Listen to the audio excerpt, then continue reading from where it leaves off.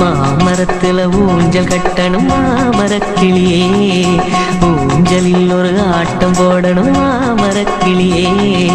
மாமரத்துல ஊஞ்சல் கட்டணும் மாமரக்கிளியே, ஊஞ்சலில் ஒரு ஆட்டம் போடணும் மாமரக்கிளியே.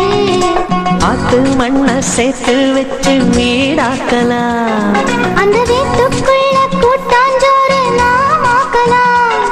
அடவையாரமாக ரெண்டு கை கோர்த்து ஆடி பாடலாம்.